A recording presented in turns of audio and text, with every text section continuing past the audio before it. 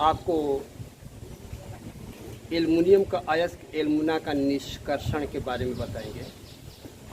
तो एल्युमिनियम का निष्कर्षण 3 विधियों द्वारा, एल्युमिनियम का अयस्क एल्युमिना का निष्कर्षण 3 विधियों द्वारा किया जाता है, जो मैं कल बता चुका हूँ, हाल, बायर और सरपेक। हाल विधि बता चुका हूँ, बायर विधि हो गया है। आज हम आपको सरपेक विधि बताने जा रहे हैं।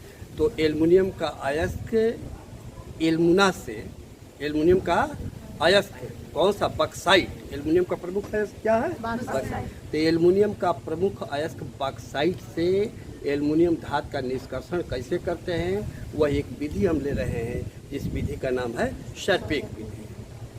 तो ये एल्युमिनियम का अयस्क बॉक्साइट का निष्कर्षण सरपेक विधि से करने में जा रहा हूँ। आइए इस संदर्भ में सरपेक विधि के बारे में हम बताएंगे, सरपेक विधि क्या है।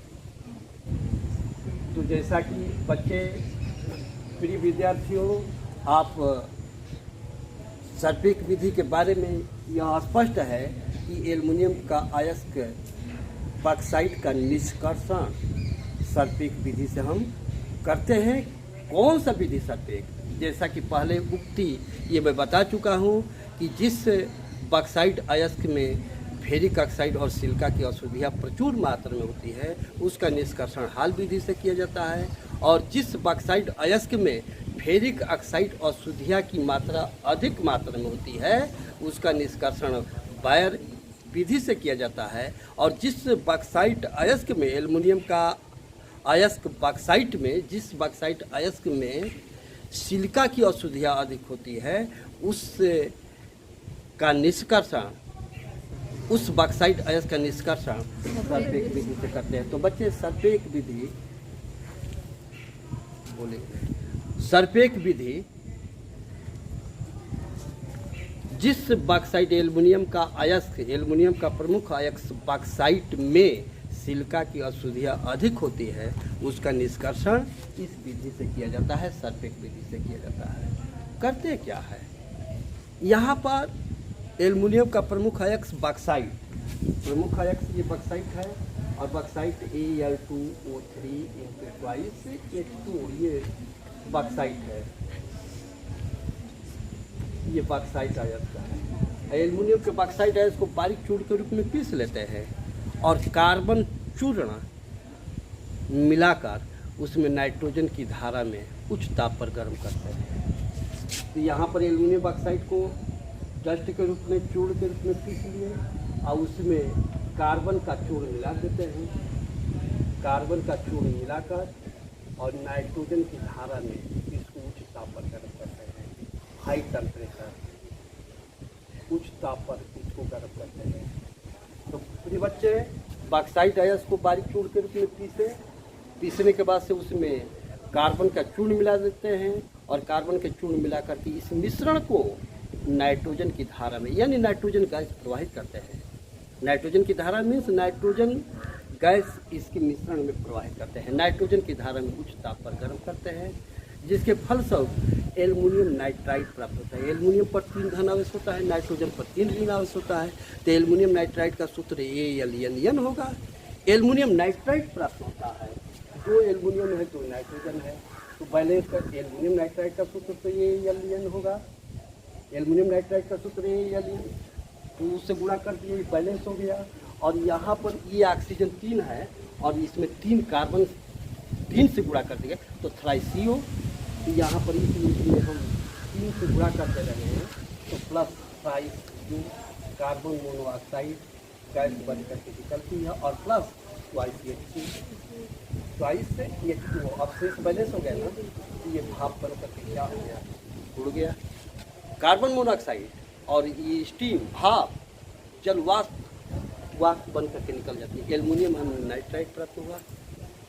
तो यहाँ पर सरपेक विधि में क्या किए हैं? बॉक्साइट अयस्क को महीन चूर्ण के रूप में पीसकर उसमें कार्बन मिलाकर मिश्रण को नाइट्रोजन की धारा में उच्च ताप पर गर्म करते हैं, जिससे हमें एल्युमिनियम नाइट्राइड प्राप्त हुआ। इसमें जो सिलिका की अशुद्धियाँ है, सिलिका मीन्स SiO2, क्योंकि मैं बताया हूँ कि बॉक्साइट अयस्क में सिलिका की अशुद्धियाँ अधिक मात्रा में होती है, इसीलिए इसका निष्कर्षण हम सर्पेक विधि से करते हैं। तो जो इसमें अशुद्धियाँ सिलिका की है, बॉक्साइट अयस्क में सिलिका की अशुद्धियाँ को हम वायु की उपस्थिति में गर्म करते हैं। तो सिलिका SiO2 सिलिका, ये सिलिका की अशुद्धियाँ जो है इसको हम गर्म करते हैं। तो गर्म करते हैं, टेम्परेचर पर उच्च ताप पर गर्म करते हैं, तो ये भाप बन करके निकल जाती है। सिलिकॉन और ये ऑक्सीजन इस कार्बन के साथ ही गर्म करके निकाल देते हैं। कार्बन, इसमें कार्बन है, मिश्रण में भी तो इसके साथ ही ये अटैच है, इसके साथ ही ये अटैच है। तो उसमें जो कार्बन चूर्ण मिलाए हैं, कार्बन चूर्ण के साथ ये क्रिया करता है। तो यहाँ पर तो उसे गुणा कर देते हैं। ये सिलिकॉन ये वाष्पशील होता है, वोलेटिक होता है, वाष्पशील होता है, ये वाष्प बन के हो जाती है। और दूसरे इसलिए गुणा किए हैं यहाँ पर कार्बन मोनोऑक्साइड ये भी गर्म कर सके। तो जो उस बॉक्साइट अयस्क में सिलिका की अशुद्धियाँ है, उस कार्बन चूर्ण की उच्च धारा में गर्म करने पर सिलिकॉन वाष्पशील बन करके दूर हो जाती है, अलग हो जाती है। इस प्रकार इस अशुद्धियाँ में जो सिलिका की अशुद्धियाँ है ऐसी दूर हो गई। अब एल्युमिनियम नाइट्राइड हमें प्राप्त है, सिलिकॉन की अशुद्धियाँ दूर हो गई। एल्युमिनियम नाइट्राइड में जल मिला करके उसको हम गर्म करते हैं। बचे एल्युमिनियम नाइट्राइड, एल्युमिनियम नाइट्राइड इसको हम कहते हैं एल्युमिनियम नाइट्राइड। एल्युमिनियम नाइट्राइड तो है एल्युमिनियम नाइट्राइड को जल में मिला लेते हैं, और जल में मिला करके एल्युमिनियम नाइट्राइड को जल में मिलाकर उसको गर्म करते हैं। गर्म करने के बाद से वह जल अपघटन हो करके एल्युमिनियम हाइड्रॉक्साइड देता है। एल्युमिनियम हमें नाइट्राइड है, एल्युमिनियम नाइट्राइड, इसमें जल मिला दिए हैं, जल मिला दिए हैं और जल मिला करके उसको हम गर्म करते हैं। तो गर्म करते हैं तो एल्युमिनियम हाइड्रॉक्साइड उसमें अपघटन द्वारा या विद्युत अपघटन द्वारा उस एल्युमिनियम हाइड्रॉक्साइड प्राप्त होता है। एल्युमिनियम हाइड्रॉक्साइड AlOH प्राप्त होगा, AlOH। यहाँ पर बचे 3 ऑक्सीजन है, यहाँ पर 1 ऑक्सीजन है, 3 से गुणा कर दिए तो ये एल्युमिनियम हो गया। 6 में से ये 3 निकल गया, 3 ऑक्सीजन निकल गया, बच रहा है कितना 3 ये बच रहा है, 3 हाइड्रोजन बच रहा है, 1 नाइट्रोजन। यहाँ पर नाइट्रोजन 1 नाइट्रोजन और 6 हाइड्रोजन, 3 यहाँ गया है, 3 बच रहा है। तो यहाँ पर कितना हुआ, NH3 होगा ना, ये गैस के रूप में निकल जाती है। एल्युमिनियम नाइट्राइड को जल में घोलकर उसको हम गर्म करते हैं, जिसके फलस्वरूप उसमें अपघटन द्वारा एल्युमिनियम हाइड्रॉक्साइड का सफ़ेद अवक्षेप, ये अवक्षेप है, एल्युमिनियम हाइड्रॉक्साइड का सफ़ेद अवक्षेप प्राप्त होता है। वाइट प्रेसिपिटेट अवक्षेप को कहते हैं। तो यहाँ पर जल मिलाकर के गर्म करते हैं, जो एल्युमिनियम नाइट्राइड उसमें अपघटन द्वारा या जल अपघटन द्वारा एल्युमिनियम हाइड्रॉक्साइड का सफ़ेद अवक्षेप प्राप्त होता है। और तीनों विधि में लास्ट अंतिम ये पढ़े हैं, इस अवक्षेप को फिल्टर पेपर से छान लेते हैं, डिस्टिल वाटर में धो लेते हैं, उसको खुली वायु में सुखा लेते हैं और उसके बाद से गर्म करते हैं 1500 डिग्री सेंटीग्रेड ताप पर।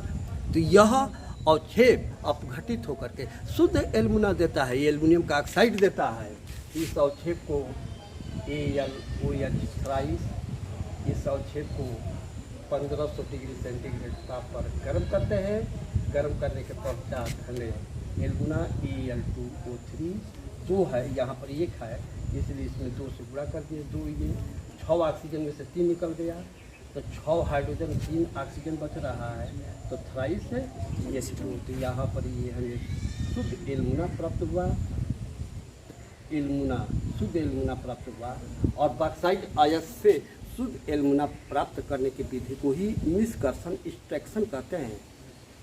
तो बच्चे, इसका सारांश क्या रहा, इसका संदर्भ क्या रहा। सर्पेक विधि तब लागू किया जाता है जब एल्युमिनियम का प्रमुख अयस्क बॉक्साइट में सिलिका की अशुद्धियाँ अधिक मात्रा में होती है, तब इस विधि का हम प्रयोग करते हैं।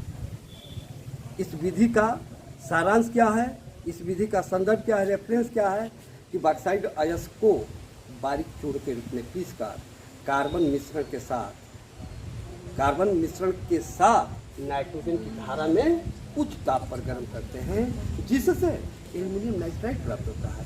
और इस बॉक्साइट अयस्क में जो सिलिका की अशुद्धियाँ है उस कार्बन मिश्रण के साथ क्रिया करके वह सिलिकॉन में पृथक हो जाती है, दूर हो जाती है। और इस प्रकार एल्युमिनियम नाइट्राइड को जल में मिलाकर गर्म करने पर उसके जल अपघटन द्वारा एल्युमिनियम हाइड्रॉक्साइड का सफ़ेद अवक्षेप प्राप्त होता है। इस अवक्षेप को धोकर सुखाकर उच्च ताप पर गर्म करते हैं तो हमें एल्युमिना प्राप्त होता है। इसी विधि को हम संवेग विधि करते हैं।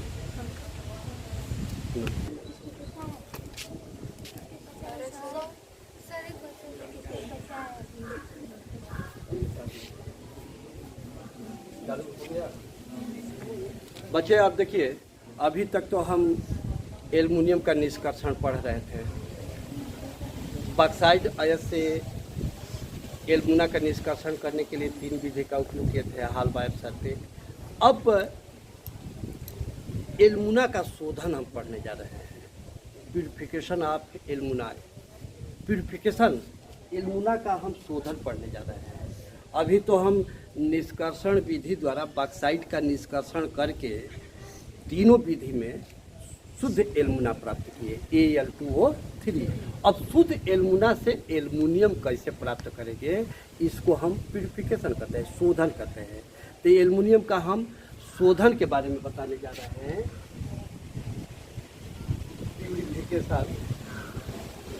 Purification of alumina. Purification of alumina, alumina का हम शोधन करते हैं, शुद्ध एल्युमिनियम प्राप्त होता है। बच्चे, एल्युमिना का शोधन करने में सबसे प्रमुख विधि है विद्युत अपघटनी विधि। विद्युत अपघटनी विधि, एल्युमिना का शोधन करके हम शुद्ध एल्युमिनियम प्राप्त करते हैं। उसमें सबसे सर्वोत्तम विधि विद्युत अपघटनी विधि लिया जाता है, विद्युत अपघटनी विधि। अब यहाँ पर विद्युत अपघटनी विधि का क्या है, इसको हम इलेक्ट्रोलिसिस प्रोसेस कहते हैं। Electrolysis process. तो प्रिय छात्रों, विद्युत अपघटनी विधि पर हम बहस करेंगे, चर्चा करेंगे विद्युत अपघटनी विधि क्या है। लेकिन इस बहस करने से पहले, इस पर चर्चा करने से पहले, विद्युत अपघटनी विधि, जब एल्युमिना का विद्युत अपघटनी विधि करते हैं तो उसमें 3 कठिनाइयाँ आती है। पहली कठिनाइयों को समझिए, इस समस्या को समझिए। 3 प्रॉब्लम क्रिएट होता है एल्युमिना का शोधन करने में। विद्युत अपघटनी विधि हम प्रयोग कर रहे हैं जो सबसे बेस्ट उत्तम विधि मानी गई है, लेकिन विद्युत अपघटनी विधि करने में 3 कठिनाइयाँ आती है। आप सोचो, आप अपने मानस पटल पर यह सोचो कि शुद्ध एल्युमिना का गलनांक, ध्यान दे बच्चे, शुद्ध एल्युमिना का गलनांक 2000 डिग्री सेंटीग्रेड होता है। शुद्ध, पहली कठिनाई, पहला प्रॉब्लम क्रिएट होता है, शुद्ध एल्युमिना का गलनांक 2000 डिग्री सेंटीग्रेड होता है। और जबकि एल्युमिनियम का गलनांक यानी क्वथनांक 1800 डिग्री सेंटीग्रेड होता है। अब बताइए, जब 2000 डिग्री सेंटीग्रेड ताप पर गर्म करोगे तब उस गर्म करने के बाद ही ना हम कुछ प्राप्त कर सकते हैं। तो वह 2000 डिग्री सेंटीग्रेड ताप पर एल्युमिना गर्म हो रहा है, उससे पहले ही 200 कम ही इसका टेम्परेचर, इसका क्वथनांक एल्युमिना का 1800 है और शुद्ध एल्युमिना का 2000 है और एल्युमिनियम का 1800 है। तो जब एल्युमिना 2000 डिग्री सेंटीग्रेड ताप पर गर्म करोगे तो उससे पहले ही एल्युमिनियम वाष्प बन करके निकल जाएगी। तो पाओगे क्या, वही खोदा पहाड़ निकली चूड़िया, कुछ मिलेगा नहीं। तो इसलिए पहाड़ खोदो और कुछ मिले, इसके लिए हम क्या करते हैं, इसके लिए कठिनाई क्या आ रही है कि शुद्ध एल्युमिना का गलनांक 2000 है जबकि एल्युमिनियम का 1800 है। तो एल्युमिना को गलाने से पहले ही एल्युमिनियम वाष्प बन करके उड़ जाएगी, निकल जाएगी। इसलिए, और दूसरी कठिनाई क्या है, सबसे बड़ा कठिनाई यह है कि शुद्ध एल्युमिना विद्युत का कुचालक होता है। शुद्ध एल्युमिना विद्युत का कुचालक होता है, बैड कंडक्टर ऑफ इलेक्ट्रिक। और विद्युत अपघटन विधि में विद्युत का सुचालक होना चाहिए। तो हमें कोई क्रिया ही नहीं होगा तो विद्युत अपघटन क्या नहीं। जब लड़का ही नहीं होगा तो उसका नाम हम क्या पकड़ेंगे। तो जब वह क्रिया ही नहीं होगी तो विद्युत अपघटन विधि प्रयोग नहीं कर सकता है, क्योंकि विद्युत अपघटन विधि में विद्युत का प्रवाहित होना मस्ट है। विद्युत का प्रवाहित होना मस्ट है। एल्युमिना शुद्ध एल्युमिना क्या है, विद्युत का कुचालक है। तो इसलिए वह विद्युत का सुचालक बनाना है ना। तो बच्चे, शुद्ध एल्युमिना 3 कठिनाई है। शुद्ध एल्युमिना विद्युत का कुचालक होता है। पहली एक कठिनाई आ गई, हमारे मार्ग में बाधा आ रहा है कि विद्युत अपघटनी हम नहीं कर रहे हैं क्योंकि सुचालक होना चाहिए। तो शुद्ध एल्युमिना विद्युत का कुचालक होता है। दूसरी कठिनाई है कि शुद्ध एल्युमिना का गलनांक 2000 होता है, एल्युमिनियम का गलनांक 1800 होता है। एल्युमिना को उस ताप पर गलाने से पहले ही एल्युमिनियम वाष्प बन करके उड़ जाएगी।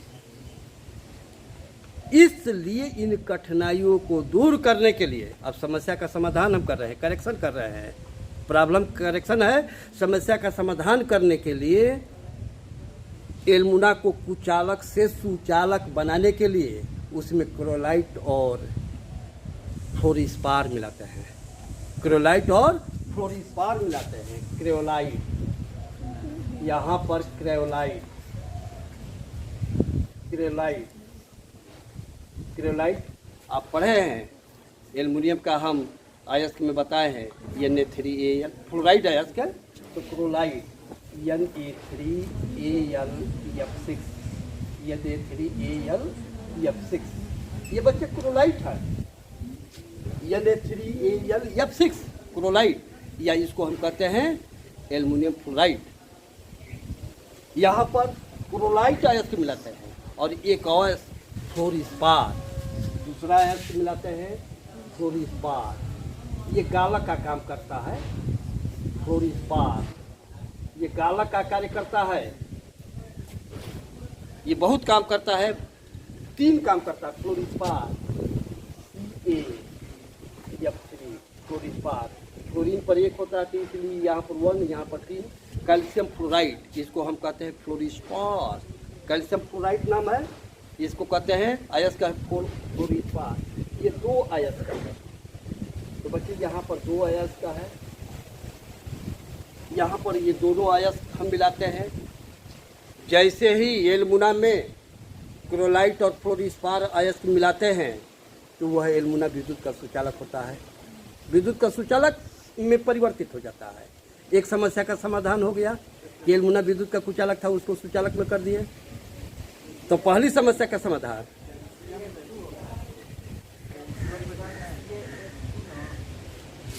CF2, हाँ CF2 है, कैल्शियम पर 2। तो यहाँ पर फ्लोरिस्पार, सोडियम, यहाँ पर क्लोराइड, सोडियम एल्युमिनियम फ्लोराइड। तो यहाँ पर दोनों अयस्क हम मिलाते हैं इसमें एल्युमिना में, प्लस इसको हम मिलाते हैं एल्युमिना में, Al2O3 एल्युमिना में मिलाते हैं। एल्युमिना में मिलाते हैं, एल्युमिना विद्युत का कुचालक था, अब इसको मिला दिए तो विद्युत का सुचालक हो गया। विद्युत अपघटन क्रिया हम उसमें संचालित कर सकते हैं, कंडक्ट कर सकते हैं। एक समस्या का समाधान। दूसरी समस्या का समाधान बच्चे है कि जब इन दोनों अयस्क को हम मिलाते हैं एल्युमिना में तो उसका गलनांक कम हो जाता है। उसका गलनांक कम हो जाता है। एल्युमिना का गलनांक 2000 है, अब रह गया 900। अब उसका कितना है, एल्युमिनियम का 1800। तो इस प्रकार उसके गलनांक भी क्या हो गया, कम हो गया और विद्युत के सुचालक हो गया। तो बहुत इंपॉर्टेंट है परीक्षाओं के दृष्टि से कि एल्युमिना से एल्युमिनियम के शोधन में प्रश्न क्रिएट करता है, प्रश्न पूछता है कि एल्युमिना से एल्युमिनियम के शोधन में क्रोलाइट एवं फ्लोरिस्पार मिलाए जाते हैं, क्यों? तो आप यही बताओगे कि शुद्ध एल्युमिना विद्युत के सुचालक होता है, उसको सुचालक प्रकृति में बदलने के लिए इनको मिलाया जाता है। दूसरी समस्या कि शुद्ध एल्युमिना का गलनांक 2000 होता है एल्युमिनियम का, 1800 होता है, उसको गलनांक को कम करने के लिए इसका हम प्रयोग करते हैं। ये दोनों समस्या का समाधान करता है। बच्चे अब होता क्या है, विद्युत अपघटनी विधि कैसे करते हैं। एक लोहे का टैंक होता है, लोहे का टैंक होता है 8 × 6 फुट, 8 फुट लंबा, 6 फुट चौड़ा। लोहे का एक खुला टैंक होता है, बक्स होता है, जो लगभग लंबाई 8 × 6 फुट होती है। अब उस लोहे के टैंक में देखिए, ये लोहे का टैंक है, ये 8 और 8 × 6 फुट। अब इस लोहे के टैंक में, टैंक के भीतर कार्बन का एक गैस, कार्बन का एक वास्ता लगा देते हैं। इसके भीतर लोहे के टैंक में अंदर के भाग में कार्बन गैस का एक वास्ता लगा देते हैं, आवरण चढ़ा देते हैं। ये कार्बन गैस का एक आवरण चढ़ा देते हैं। ये कार्बन गैस का जो आवरण चढ़ा है बच्चे, ये कैथोड का कार्य करता है, कैथोड इलेक्ट्रोड का कार्य करता है। कैथोड लीड इलेक्ट्रोड, ये कैथोड इलेक्ट्रोड का कार्य करता है। लोहे के टैंक के अंदर कार्बन स्तर का एक सतह, एक परत चढ़ा दी जाती है। यह लेयर कैथोड इलेक्ट्रोड का कार्य करता है। इसके भीतर, इस टैंक के भीतर एल गुना Al2O3, लेकिन ये कुचालक है, इसलिए इसमें क्लोराइड और फ्लोर इस्पात Na3Al ये मिला दिए। इसका गलित विलयन, और ये गलित विलयन किसका कार्य करेगा, विद्युत अपघट्य का कार्य करेगा। इसका जलीय विलयन विद्युत अपघट्य का कार्य करेगा। यह विद्युत अपघट्य है, इसका जलीय विलयन विद्युत अपघट्य का कार्य कर रहा है। और इसमें ग्रेफाइट की छड़ें, तांबे की तार की सहायता से ग्रेफाइट की छड़ें लटका दी जाती है। ये तांबे की तार है और इसमें ग्रेफाइट की छड़ें लटका दी जाती है। इससे ग्रेफाइट की छड़ें लटका दी जाती है। ये तांबे का तार है और बच्चे इससे ग्रेफाइट की तार, ये जो है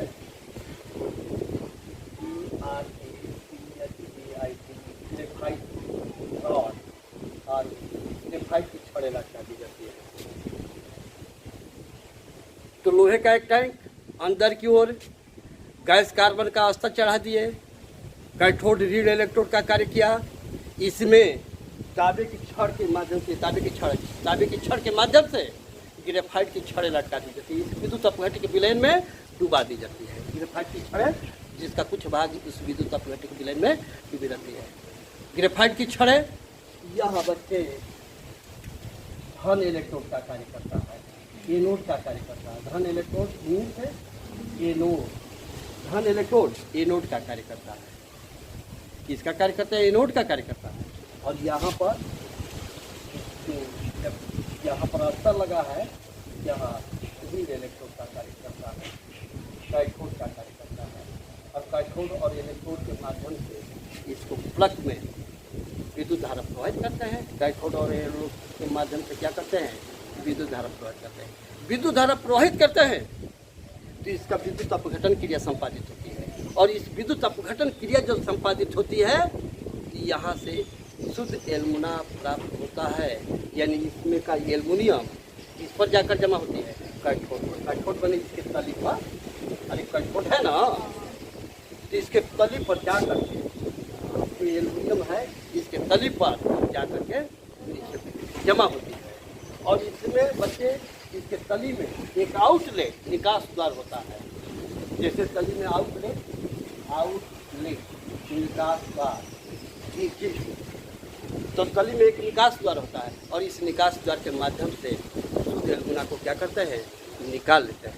और शुद्ध एल्युमिना को निकालने के बाद से उसको ठंडा करके विभिन्न प्रकार के सांचों में डाल देते हैं। यदि तार के सांचा में डाल देते तार निकल जाता है, यदि सिलेंडर के सांचा में डाल देते सिलेंडर निकल जाता है, यदि बाल्टी के सांचा में डाल बाल्टी निकल जाता है, यदि बर्तन के सांचा में डाल देते तो विभिन्न प्रकार के बर्तन, जो आजकल बाजारों में आप एल्युमिनियम का बर्तन देखते हैं, उसका प्रयोग भी अपने दैनिक जीवन में करते हैं। हाँ, तो इस प्रकार हमें शुद्ध एल्युमिना प्राप्त होता है।